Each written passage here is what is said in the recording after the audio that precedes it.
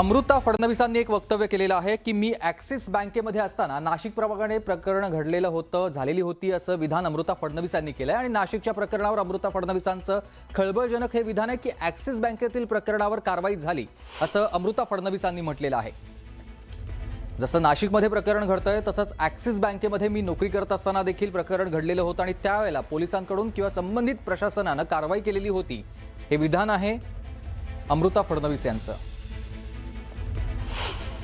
माझ्या वेळेस पण मी जेव्हा ॲक्सिस बँकेत होती तेव्हा अशा केसेस माझ्या पुढे झालेल्या आहेत आणि विसिल ब्लोईंग होऊन त्या मुलांना प्रॉपर त्याच्या अगेन्स्ट लीगल ॲक्शन झालेली आहे, कॉर्पोरेट ॲक्शन झालेली आहे। तर मला वाटतं असं काही झालं तर ते झाल्या आपल्याला विसिल ब्लोईंग करणं जरुरी आहे, समाजाला हे सांगणं जरुरी आहे, आपल्या सिनियर्सना सांगणं जरुरी आहे, त्याच्यानेच हे बंद होणार पुढे जाऊन। काय नेमकं झालं होतं तुम्ही ॲक्सिस बँकेत होता, काही अनुभव सांगू शकाल? नाही, अनुभव म्हणजे तेच थोडं स्त्रियांना आपल्या पोझिशनचा इफेक्ट करून कधी असं झालेले आहेत केसेस मला माहीत आहेत की झाले होते आणि ते रिपोर्ट झाले होते।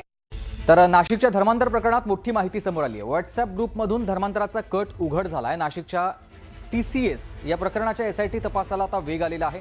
आरोपींचे मोबाईल लॅपटॉप जप्त करून क्लोनिंग करण्यात आलेलं आहे। चॅटिंगमधून संशयास्पद संवाद समोर आलेले आहेत। पीडितांना फसवण्यासाठी ग्रुपचा वापर केल्याचा संशय आहे। डिजिटल पुरावेच आता संपूर्ण प्रकरणाचं सत्य उघड करणार आहेत।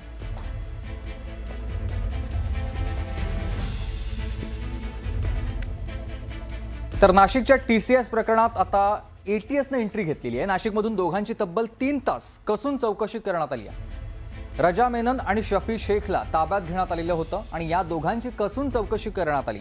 यावेळी चौकशीनंतर निदा खान कनेक्शनवर संशय अधिक गडद झाल्याची प्राथमिक माहिती मिळते। तसंच दिल्ली ब्लास्ट संदर्भातील आरोपींशी काही कनेक्शन आहे का याबाबत देखील तपास सुरू आहे। तसंच आंतरराष्ट्रीय कॉल आणि फंडिंगबाबत दोघांना प्रश्न विचारण्यात आलेले आहेत। दरम्यान आज या दोघांनाही न्यायालयात हजर केलं जाणार आहे।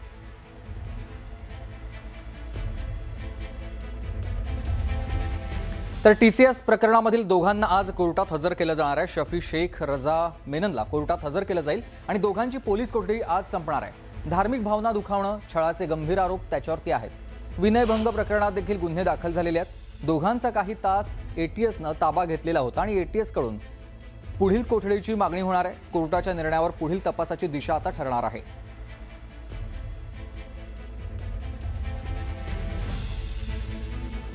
महिला सुरक्षेसंदर्भात नाशिकमध्ये आज एक महत्त्वाची बैठक आहे। IT कंपन्या, प्रशासन आणि लोकप्रतिनिधी एकत्र येणार आहेत। नाशिक रोड मित्रा संस्थेमध्ये दुपारी ही बैठक होणार आहे। खरात, एरंडे आणि TCS या प्रकरणानंतर सुरक्षेचा मुद्दा समोर आलेला आहे। पॉश कायद्याचं विशेष प्रशिक्षण देखील यावेळी दिलं जाणार आहे।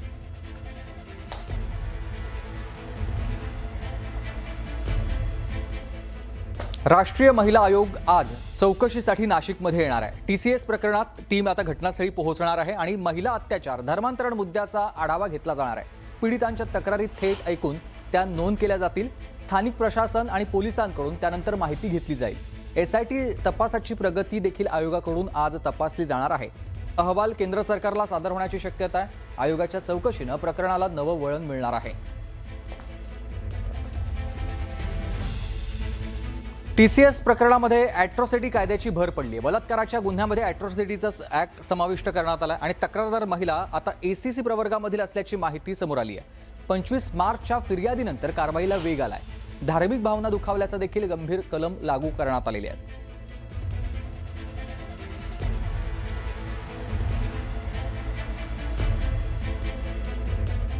तर TCS धर्मांतर प्रकरणातील फरार आरोपी निदा खान मागच्या 3 महिन्यांपासून मुंब्र्यातल्या खासगी रुग्णालयात उपचार घेत होती आणि अशी माहिती सध्या सूत्रांकडून मिळते।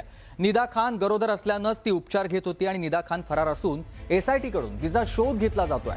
निदा खान गरोदर असल्यामुळे ती मागच्या 3-4 महिन्यांपासून मुंब्र्यात वास्तव्यास होती आणि त्या ठिकाणी ती एका खासगी रुग्णालयात उपचार घेत होती अशी माहिती सध्या समोर आलेली आहे।